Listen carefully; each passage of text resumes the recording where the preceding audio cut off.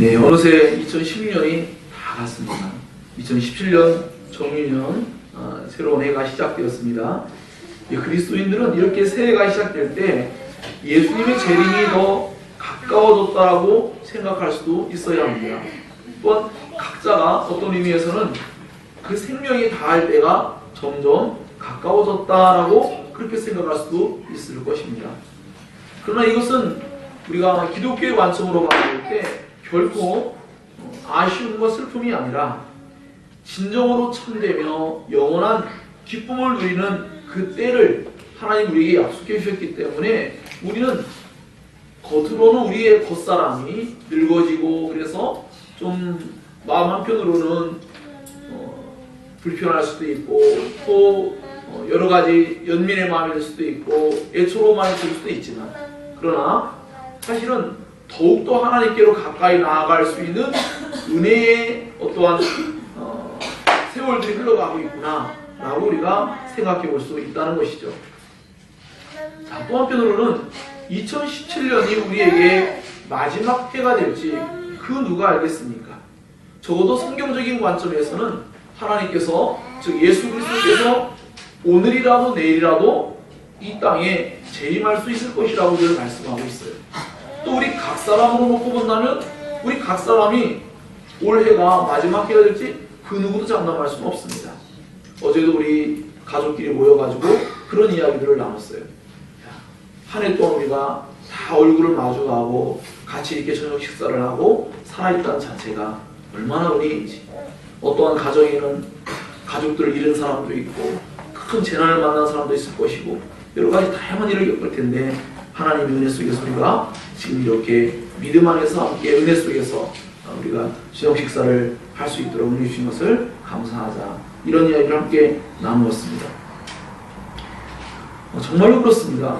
2017년 오늘을 맞이하지 못하고 어제 죽은 분들도 정말로 많습니다. 그러므로 우리는 우리에게 2017년 한 해가 다 주어졌을지 우리는 알 길이 없습니다. 다만 우리는 우리에게 주어진 날들을 늘 감사히 여기며 그 날들이 최고의 날이 될 수 있도록 최선을 다해서 살아가는 것이 우리의 입장이 되어야 하는 것이죠. 성경은 우리에게 시편 기자는 이렇게 말합니다. 우리에게 우리의 날수를 계수함을 가르치사 지혜로운 마음을 얻게 하소서라고 했습니다. 즉 우리의 날이 얼마나 많은가를 생각하는 건 이미 그 사람이 지혜롭게 생각하고 있는 것이다 라는 것이죠. 자기의 남겨진 날들을 생각하지 않고 마구잡이로 살아간다면 그것은 정말로 성경적인 관점에서 잘못된 그런 생각이라고 성경은 분명히 우리에게 말씀해주고 있습니다. 그러므로 그리스도인들은 날마다의 삶을 더욱더 소중하게 살아가는 지혜를 성경을 통해서 얻는 자들이죠. 특별히 우리는 예수님을 통해서 지혜를 얻습니다. 예수님이 우리의 지혜가 되시기 때문입니다. 예수께서는 자신이 다시 오실 것을 우리에게 말씀하심으로써 지상에서 예수님을 믿고 따르는 모든 사람들이 그 날을 기다리며 대비하며 그 삶을 살아가야 될 것을 말씀하셨습니다. 특별히 아름다운 신부의 모습으로서 정결하고 흠이 없는 모습으로 살아가야 될 것을 또 말씀하셨습니다. 자, 그렇기 때문에 오늘 저희들은 성경 본문을 통하여서 예수님의 권위를 하늘로부터 온 것으로 인정하는 하나님의 사람들은 우리가 마가복음 이미 2016년 첫 주에 제가 사실은 마가복음 1장을 시작했어요.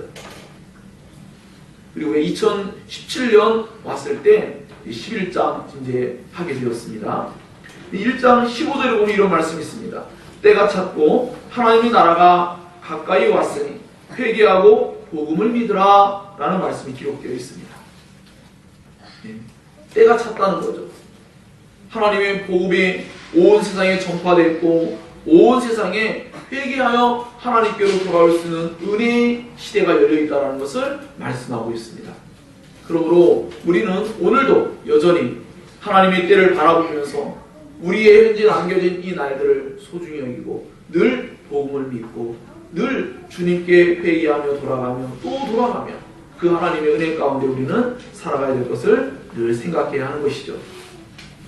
오늘 성경 말씀을 보니까 예수님이 제자들과 함께 다시 예루살렘으로 들어갔어요. 예루살렘은 어떤 곳이죠? 예수님이 세 차례에 걸쳐서 예언하셨습니다. 자신이 예루살렘에 올라가서 죽게 될 것을 말씀했죠. 그래서 예루살렘이 언급된다는 것은 예수님이 이제 죽으시는 장소에 오셨구나 라는 것을 생각해 볼 수 있어요. 그리고 또한 예수님이 성전을 거닐고 있는데 대제사장들과 서기관들과 장로들이 왔어요. 그들의 등장은 무엇을 의미하냐면 예수님을 죽일 자들이 등장했구나 라는 것을 알 수 있습니다. 예수님이 그 전에 말씀하셨어요. 대제사장들과 서기관과 장로들이 자기를 재판할 것이고 그리고 자기를 죽이게 할 것이다. 죽이는데 내어놓을 것이다 라는 것을 이미 예언적으로 말씀하셨기 때문에 우리가 27절 말씀을 살펴볼 때 이미 예수님의 죽음이 보여지고 있는 그런 하나의 그림이 나타나고 있어요. 그런데 그때 예수님은 성전을 거닐고 계세요. 마치 바다 위를 예수님이 유유히 걸어가셨던 것처럼 창세 때에 성령이 온 땅을 운행하셨던 것처럼 그렇게 예수님은 신적인 권위를 가지고 그 성전을 거닐고 계십니다. 이미 그 전에 어떤 사건이 벌어졌어요? 그 성전 안에 돈을 받고 매매하는 사람들, 성전으로서 올바른 기능을 활용하지 못하고 내 집은 만민이 기도하는 집이라고 말씀했는데 하나님 앞에 기도하고 하나님을 찬양하고 경배하는 것이 아니라 그곳의 사람들이 어떤 이익을 추구하거나 그곳에서 여러 가지 수많은 잘못된 일을 행하는 곳에서 예수님이 그 모든 것들을 불러가시고 예수님이 모든 것을 다 물리쳐 버리셨어요. 엄청난 일을 하신 거예요, 사실은. 그래서 그러한 일을 하신 그 모습 뒤에 예수님이 이제 그 성전을 돌아보시며 이제 걸어가시는 것이죠. 거닐고 계세요. 어떤 면에서 이것은 제사장이 마치 하나님의 말씀을 수종 들고 예배를 온전히 하기 위해서 거닐고 있는 모습하고도 연상이 될 수 있어요. 자, 그러한 때에 이때의 사람들이 나타난 거죠. 그 사람들은 바로 살인 공모자들입니다. 살인 공모자들이 등장했어요. 유대의 지도자들이죠. 그들은 예수께 여전히 적대적인 감정을 가지고 있습니다. 그들은 여전히 예수님을 믿으려고 하지 않습니다. 그들은 여전히 자기들에게 이익이 되지 않는다면 그들은 기꺼이 예수님을 죽일 것을 그들은 이미 계획하였습니다. 그 일례로서 오늘 성경에 한 사건이 지금 드러나고 있는데 그들이 오자마자 다짜고짜 예수께 묻습니다. 너 무슨 권위로 이런 일을 하느냐? 누가 이런 일을 할 권위를 주었느냐? 라고 이야기하는 거죠. 즉 예수님을 자신들이 가지고 있는 대제사장, 서기관, 장로들이라는 권위로서 예수님을 억압하려고 하는 거죠. 이게 세상적인 가치관을 가진 사람들의 행동이죠. 오늘날 이 대한민국에 일어나고 있는 크나큰 사건들이 다 이런 것과 연관을 맺고 있습니다. 세상적인 권위는 언제나 이와 같이 다른 사람을 억압하고 자신의 그 위에 군림하려는 태도를 늘 갖기 마련이죠. 자, 그래서 그들은 예수님께서 제사장도 아니고 예수 서기관도 아니고 사람들이 보면 장로도 아닌데 어떻게 당신이 왜 성전을 그 성전에 있는 사람들을 신문하느냐 그리고 이렇게 유일하게 걸어다니느냐 하면서 예수님께 그 권위가 어디로부터 온 거냐라고 그렇게 질문합니다. 이것은 매우 공격적인 질문이고 많은 사람들 앞에서 예수님을 덫에 빠지게 하고 함정에 빠지게 하려고 하는 그런 계획 아래 이러한 질문을 하게 된 것입니다. 그들은 사내들인 공회의원들이에요. 사내들인 공회의원은 71명으로 구성되어 있는데 이 사람들은 뭐 종교적인 거나 정치적인 거나 이 모든 것들을 그들이 다 관할하는 그런 지도부에 있는 사람들이죠. 하지만 그들은 로마의 지배 아래 있어요. 그들이 간섭 속에서 벗어날 수가 없어요. 그러므로 그들이 가지고 있는 권위는 어떤 면에서는요, 사람에게서 나온 권위에 불과할 수가 있는 것이죠.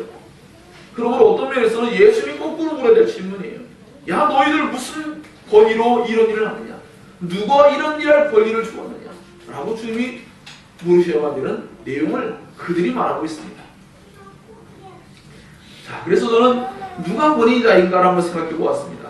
이미 마가복음을 읽고 있는 독자들은 알고 있죠. 우리도 알고 있어요. 그래서 뭐냐면 대제사장들과 서기관들과 장로들이 권위자가 아니라 예수님이 진정한 권위자라는 것을 우리는 알고 있습니다. 그러나 아직도 유대의 종교 지도자들은 예수님을 하나님께서 보내신 메시아라고 하나님께서 보내신 구원자라고 그들은 인정하지 않고 있습니다. 더구나 예수께서 하나님 아버지와 동일시 여기는 신성을 나타낼 때에 그들은 더더군다나 이것을 믿을 수가 없는 것이죠. 오늘날도 우리 그리스도인들이 예수님을 구원자라고 말하고 예수님을 하나님이라고 말할 때 세상 사람들은 어떻습니까? 적대적인 관계 속에 있어요. 아니, 믿을 수 없어. 어떻게 인간이 하나님이야? 라고 그들은 이야기를 하겠죠. 그리고 이미 성탄 될 때 말씀을 살펴봤기 때문에 그 말씀은 더 깊게 다루진 않겠지만 이와 같이 세상이 가지고 있는 합리적인 생각과 이성적인 생각으로는 예수를 도저히 받아들일 수 없습니다. 그러나 신기하게도 하나님의 백성들은 이 말씀을 진리로서 받아들입니다. 그 예수님이 행하신 모든 일들은 결코 거짓되거나 옳지 않은 일을 한 것이 아무것도 없기 때문입니다. 그러므로 예수께서 이와 같이 그 놀라운 일들을 나타낼 때 이들이 몰랐다고 말한다는 것은 거짓말입니다. 그들은 얼마든지 알 수 있었어요. 참 너무나 재밌게도 오늘 저희가 다루고자 하는 본문의 내용이 우리 대한민국에 일어나고 있는 이 박근혜 최순실 게이트 속에 있는 청문회 사건과 매우 밀접한 연관이 있습니다. 악인들은 언제나 모른다고 말합니다. 그들이 정말로 모르기 때문이 아니라 자기들에게 불리하다고 여겨지기 때문에 모른다고 하는 것이죠. 그래서 오늘 여기에 나와 있는 이 대제사장들과 서기관들과 장로들도 예수님이 다시 질문할 때 그들은 우리 모르겠다고, 알지 못하겠다고 그들은 답변을 합니다. 하지만 그들이 알지 못함이 아니라 그들은 알고 있지만 말하기를 원치 않았기 때문입니다.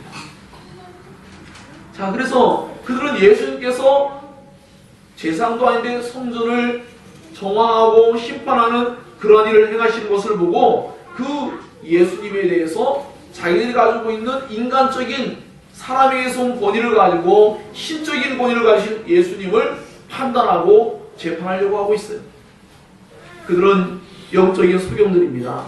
그들은 예수님을 알지 못합니다. 오늘날에도 결국 하나님께서 은혜를 주시지 않는다면 사도 바울이 이미 언급한 바와 같이 이 복음의 광채 그것을 바라보지 못하게 되어 있습니다.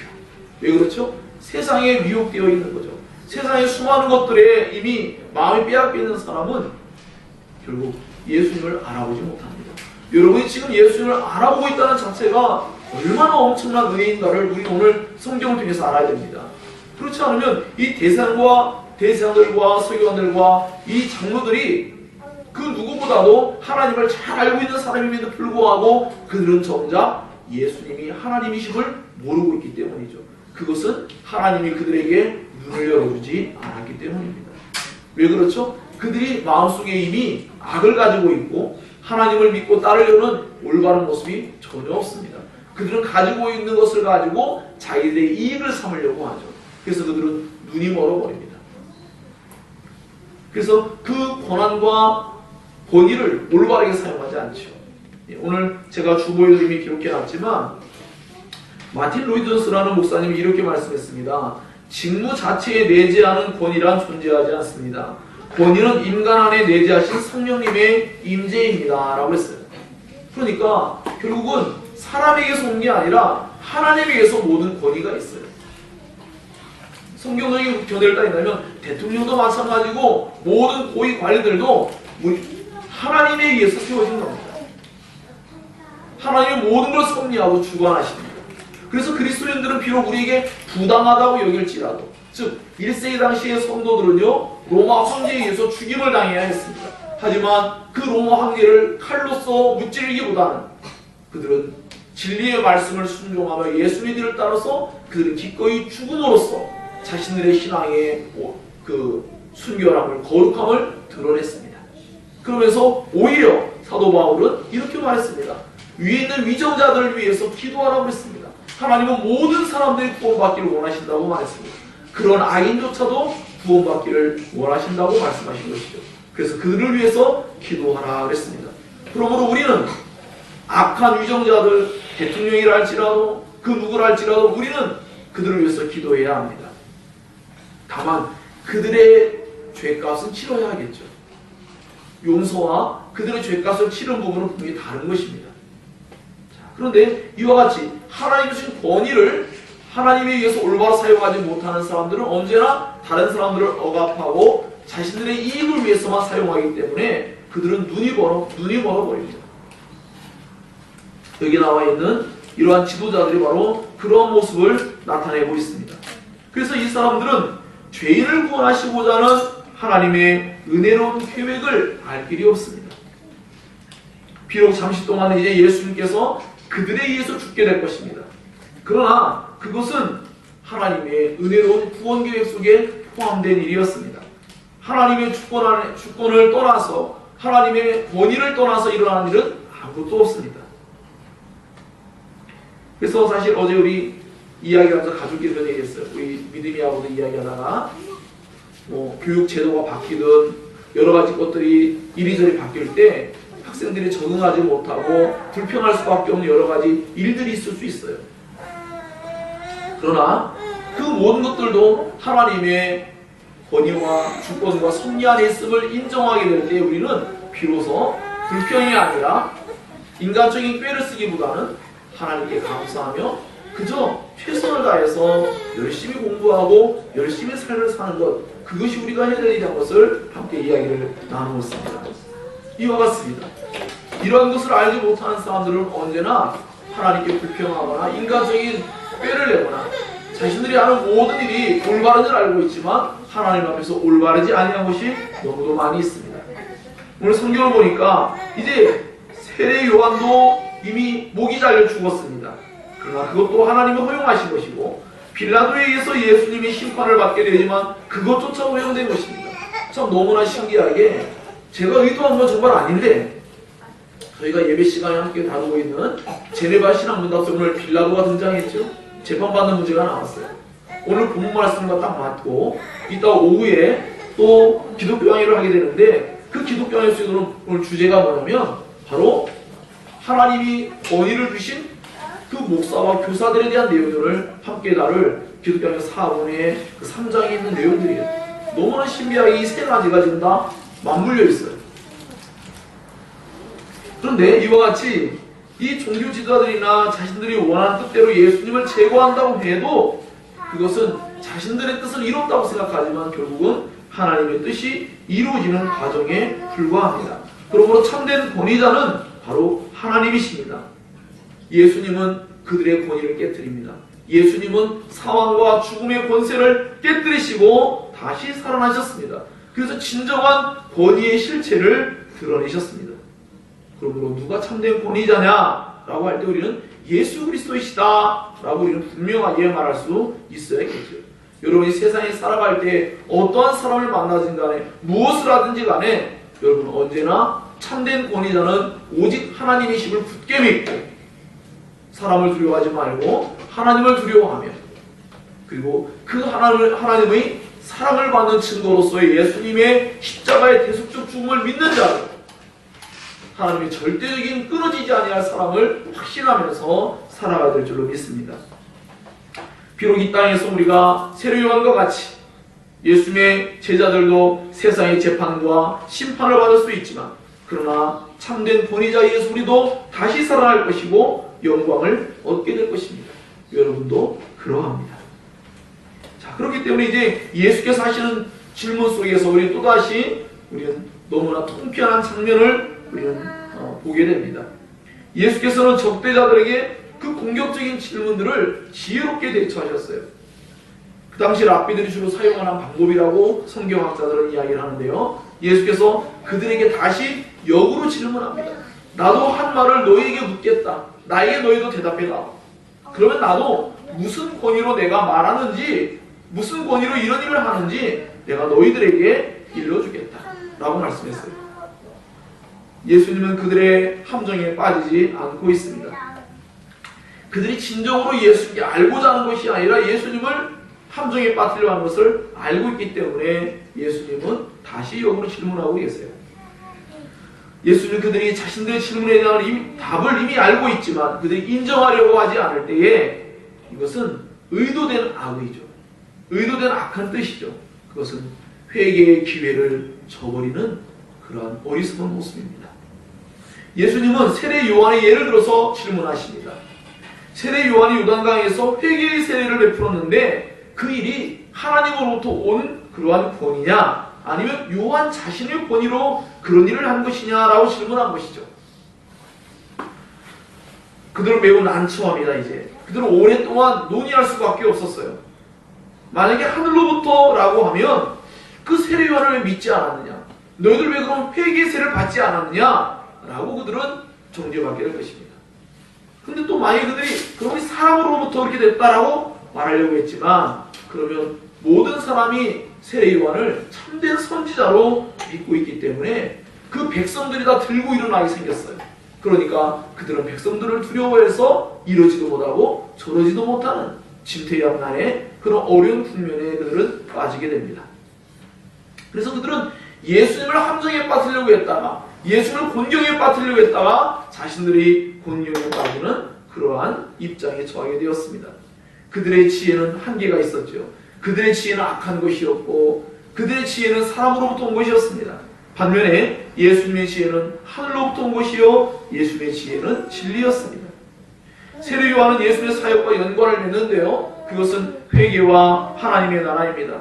뿐만 아니라 세례 요한의 그 사역은 하늘로부터 온 것을 인정하게끔 하는 사람들의 놀라운 그 회개의 발길이 끊이지를 않았어요.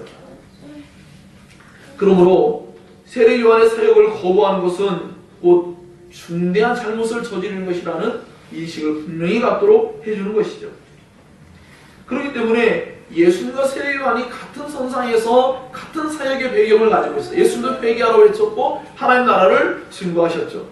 그렇기 때문에 그 예수님을 바라볼 때에도 그들이 믿지 않으면 결국 하나님 앞에 심판을 받을 것들을 이미 예고적으로 보여주고 있는 한 장면이라고 볼 수 있습니다. 자, 그렇기 때문에 오늘은 우리가 이러한 말씀들을 통해서 오늘 우리는 어떠한가 하고 생각해 봐야 됩니다. 오늘날 모든 사람들은 기독교의 기원이 하늘로부터인지 사람으로부터인지 그들은 대답을 할 날이 오게 될 것입니다. 예수님은 하늘로부터 오신 분인가 아니면 사람에게로부터인가 라고 또 생각해 보겠죠.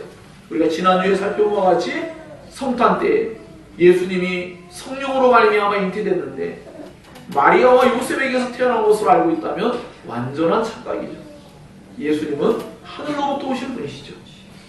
예수께서 하늘로부터 오신 분이라면 우리는 그 예수를 믿고 회개하며 하나님의 나라를 소유하기 위하여 그 은혜를 구하는 삶을 살아야 하는 것입니다. 종교 지도자들은 예수님이 아니라 백성들을 두려워했습니다. 그들이 정말로 두려워야 될 부분은 하나님의 심판이었습니다. 지도자들이 좋은 의미에서 백성들을 두려워한다면 얼마나 좋을까요? 오늘날 대통령은 백성들을 두려워하지 않고 있습니다. 이것은 마치 오늘날 이 성경 본문에 나와 있는 바와 같이 대제사장들과 서기관들과 그 장로들이 잘못된 방향에서 백성들을 두려워하는 모습, 그것보다도 못한 그런 모습을 가지고 있습니다. 종교지도자들은 악의적으로 예수님의 권위를 인정하지 않고 백성들을 정치적으로 이용하려고만 할 뿐입니다. 그들은 하나님께서 보내신 구원자 메시아를, 즉 예수님을 온전히 믿고 따르는 그러한 일을 하지 않고 오히려 예수님, 하나님이 보내신 아들이신 예수를 죽이려고 모의합니다. 이제 조금 있으면 다음 주쯤에 아마 이제 그 말씀을 살피게 될 것 같은데, 포도원의 비유를 가지고 예수님을 죽이는 그 일이 실제적으로 드러난 비유를 이제 우리는 함께 살피게 될 것입니다. 자, 이와 같이 그들은 하나님을 두려워하지 않고 사람을 두려워하고 있고, 이들은 하나님의 심판이 잎이 무성하기만 하고 열매가 없는 그 무화과 나무가 예수님에 의해서 심판을 받았던 것처럼 그들의 심판은 예정되어 있다는 것을 마가복음의 독자들에게 지금 알려주고 있어요. 그들이 돌이키면 좋으련만, 그들은 여전히 반대되는 길을 가고 있고, 그들은 예수님께로부터 뭔가 회개할 기회를 지금도 제공받고 있음에도 불구하고 여전히 악을 선택하고 있습니다. 그래서 저는 마지막 단락을 알지 못하는가 이르지 아니하는가 라고 저는 이렇게 제목을 정했습니다. 예수님을 구원자로 믿지 않는 종교 지도자들은 결국 위증을 하고 있습니다. 그들은 거짓을 말합니다. 그들은 무엇을 말해야 될지를 알고 있지만 알지 못한다고 거짓을 말하고 있습니다. 그들은 믿지 않기 때문입니다. 그들이 참을 말하지 아니함은 그들이 예수님을 구원자로 밝히는 그 일을 꺼리고 오히려 예수님을 죽이려고 이미 마음속에 계획했기 때문입니다. 악한 것을 계획한 사람은요, 선한 것을 받아들이지 못합니다. 그래서 예수님이 이미 요한복음에 말씀하신 바와 같이 사람들의 마음속에 진리가 없기 때문에 빛이 왔지만 어두움이 그 빛을 원하지 않기 때문에 결국 그들은 예수를 믿지 않을 것이요, 결국은 예수님에 의해서 심판을 받게 될 것을 이렇게 예언적으로 말씀해 주셨습니다. 원래 그들이 할 일은 무엇이냐면 대제사장과 서기관들과 바리새인 장로들은요, 예수님이 메시아인 것을 밝히 잘 드러내가지고 백성들로 하여금 회개하게 만들고 구원받게 만들며 하나님의 관계가 올바르게 될 수 있도록 하는 역할을 해야 돼요. 근데 그들은 오히려 자기들의 이익을 위해서 예수를 정치적인 메시아로 만들어서 제거하려고 하고 있어요. 오늘날의 대한민국에 일어난 이와 같은 크나큰 사건도 그와 같지 않습니까? 사람들이 위증하고 있고 사람들이 자기들에게 이익이 되지 않는다면 얼마든지 거짓을 말하고 또 정치적으로 이용만 할 뿐이지 그들은 죄에서 돌이키거나 그 잘못됨에서 돌이키려고 하는 그런 모습을 보이지 않고 있습니다. 그러나 간혹은 한두 사람이 지금 그런 모습을 보이기 때문에 수많은 국민들로부터 많은 여러 가지 좋은 이야기를 듣고 아마 그들도 나중에 좋은 의미에서 아마 형량이 감형되고 선처가 될 수 있는 많은 부분이 생길 거라 생각도 됩니다. 여하튼 그래서 이와 같이 그들은 예수님에 의해서 뭔가 다시금 자기 자신들을 돌아볼 수 있도록 생각해 볼 수 있도록, 야 너희들 무슨 이런 일을 하느냐, 거꾸로 예수님께 묻는 거예요. 사실은 너희들 정말 무슨 권위로 하느냐, 너희들 무슨 권위로 나를 죽이려고 하느냐, 너희 한번 생각 좀 해봐라. 세례요한을 떠올리니까 뭐가 떠올라요? 세례요한 죽었잖아요. 누가 죽였어요? 헤롯 왕이 죽였잖아요. 헤롯 왕이 죽일 때 그 부정한 일을 전국을 찌르게 되니까 그 세례요한을 죽이게 되었습니다. 누구나 알고 있는 사실이에요. 이 얘기를 떠올리게 함으로써 예수님은 대제사장들과 서기관들과 바리새인 그 장로들이 그 세례를 연상하면서 다시금 회개할 수 있는 기회를 제공하고 있지만 그들은 요지부동입니다. 그들은 여전히 자신들이 가지고 있는 살인 모의를 여전히 지금도 그렇게 진행하고 있는 것입니다. 참으로 안타까워요. 그러니까 우리는 마가복음을 읽는 독자로서 이걸 바라보며 아이고 이 한심한 사람들, 이 불쌍한 사람들, 우리가 이렇게 말할 수 있지 않습니까? 그런데 때로는 교회 안에도 그런 사람들이 있다는 것이죠. 교회 안에도 여전히 이와 같은 모습으로 회개하지 아니하고 돌이키지 아니하고 그렇게 살아가는 사람들도 정말로 많이 있는 것만 같습니다.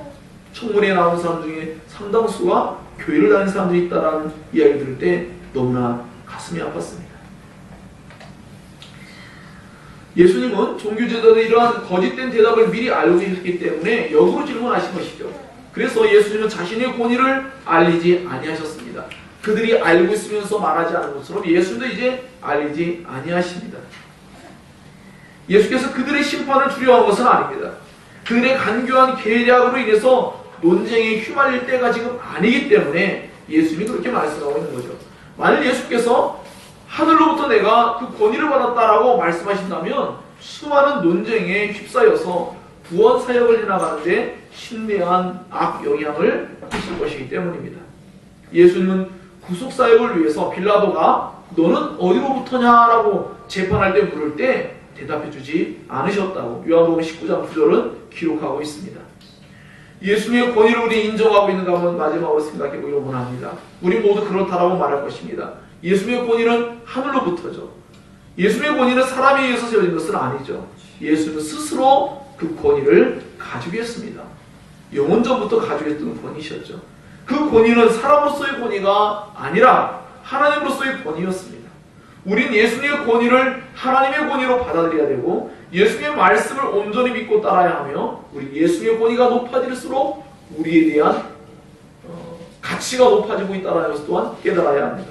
자, 결론적으로 말씀드리면 예수님은 장차 온 세상을 심판하려고 다시 오실 것을 말씀했습니다. 우리는 그제야 예수님의 권위의 참된 모습을 보게 될 것입니다. 저희가 지금 목요일 함께 교리 공부하면서 지금 요한계시록을 공부하고 있죠. 그 속에서 예수님의 모습이 어떻습니까? 얼마나 영광스러운 모습인지 정말 인간적인 언어로 다 표현할 수 없을 만큼 너무나 놀라운 모습이에요.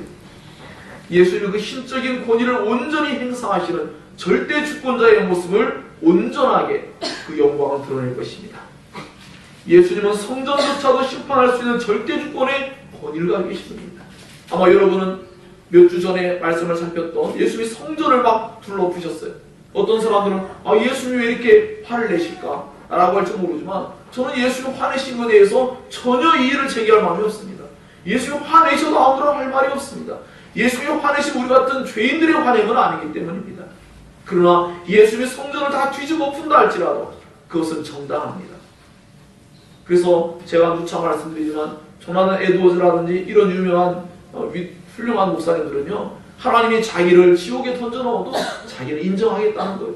왜? 하나님은 그렇게 하고도 남을 수 있는 그런 절대 주권자이기 때문이죠. 그리고 우리는 그러한 악인들이기 때문입니다. 그러나 하나님께서 우리를 구원하시는 예수 그리스도를 믿는 믿음 안에서 우리를 긍휼히 여기시고 그 사랑 가운데 구원하시는 것이죠. 그러므로 잎만 무성하고 열매가 없는 무화과나무와 같이 겉모습만 화려한 성전은 심판을 받게 될 것입니다. 우리 역시도 껍데기만 그럴싸하게 잘 꾸미는 그러한 종교인이 된다면 우리 역시도 결국은 심판을 받을 수 있다는 것을 우리는 경고를 삼아야 합니다. 오늘 성경 본문은 예수님의 권위를 하늘로부터 온 것으로 인정할 것을 도전받고 있죠. 사랑하는 여러분, 한번 생각해 보세요. 왜 송구영신 예배를 드리며 또 신년 첫 예배를 드리는데 제가 어떻게 보면 좀 무거운 주제를 가지고 말씀드릴까요? 그것은 제가 조금 아까 처음에 시작할 때 기도한 바와 같이 박 대통령도 마찬가지고 수많은 사람들이 다 회개하지 않습니다. 자기의 죄를 자백하지 않습니다. 수많은 그리스도인들도 자기의 죄를 자백하려고 하지 않고 있어요. 우리는 하나님 앞에 자기의 죄를 자백하고 하나님 모르시는 게 아니에요. 그것을 들음으로 말미암아 우리 자신을 다시금 일깨우는 것입니다. 여러분이 기도할 때 그런 걸 못 느끼십니까? 본인이 기도하면서 뭔가를 막 깨닫기 시작할 때가 있지 않습니까? 본인이 기도하면서 은혜를 받을 때가 있지 않습니까? 하나님 우리가 그 기도를 통하여 회개의 기도를 통하여 회개함을 통하여서 고백함을 통하여서 우리 자신을 깨닫게 하십니다. 그리고 하나님은 그 기도를 기쁘게 들으시고 응답으로서 선한 결과와 열매를 주기를 기뻐하십니다.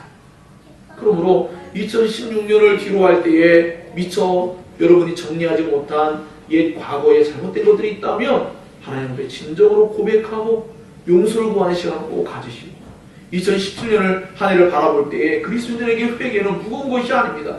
그것은 늘 즐거운 것입니다. 그것은 늘 마음을 상쾌하게 하는 것입니다. 그것은 늘 성전을 점화하는 것입니다. 그것은 늘 심판에서 멀어지는 하나님의 은혜의 가운데로 나아가는 것입니다. 그러므로 우리는 언제나 오늘 이 말씀을 기억하며 하나님의 권위를 진정으로 인정하고 있다면 우리는 늘 회개하며 주님께로 나아갈 때 2017년 한 해 가운데도 하나님께서 우리와 함께 하시며 우리에게 끊임없이 은혜를 베푸시는 것들을 그렇게 우리는 늘 영적인 소경이 아니라 영적으로 무감각한 자들이 아니라 그것을 자주 느끼고 자주 바라보며 예수님의 참모습을 올바르게 바라보면서 은혜 가운데 2017년을 우리가 살아갈 수 있을 것이라고 믿습니다.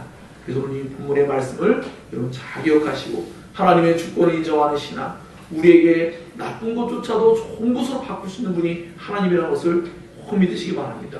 우리에게 꼭 필요해서 그런 일이 벌어졌다는 것을 꼭 믿으시길 바랍니다. 그러할 때 하나님을 신뢰하고 마음의 불평이 아니라 기쁨이 생겨날 수 있는 것입니다. 이 말씀이 우리 모두에게 2017년을 시작한 이 정유년 새해 아침에 우리 모두에게 이 말씀이 위로가 되고 또 소망이 되기를 주의 이름으로 축원합니다. 기도하겠습니다. 들은 말씀을 기억하면서 함께 말씀을 붙잡고 기도하기 원합니다. 함께 기도합니다. 하나님 아버지 감사합니다. 오늘도 복된 말씀을 통하여서 이제 2016년을 다 뒤로 하고 2017년 한 해를 시작하는 이 첫 예배 가운데에서 하나님